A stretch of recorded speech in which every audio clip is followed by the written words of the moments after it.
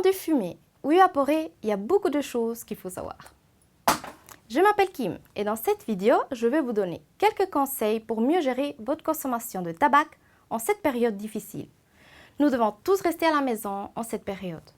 Non seulement le virus corona est un danger, le tabagisme nuit aussi gravement à notre santé. Surtout maintenant, en tant que fumeur, nous pouvons avoir du mal à tenir sous contrôle nos consommations.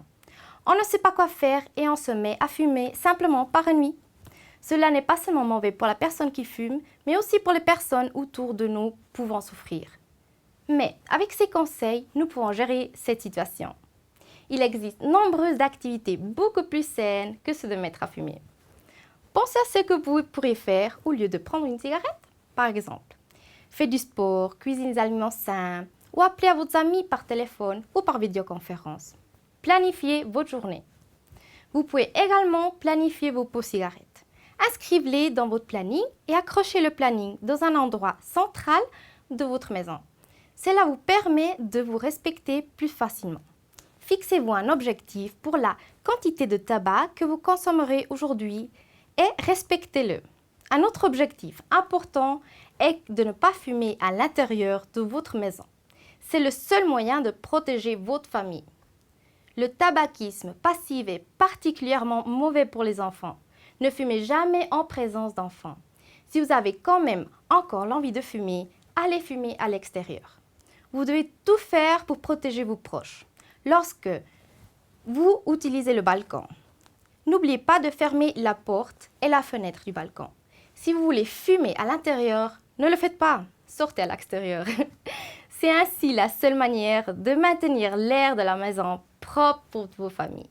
Beaucoup de choses sont différentes dans la situation actuelle, mais c'est aussi une fantastique occasion de rompre avec des vieilles habitudes.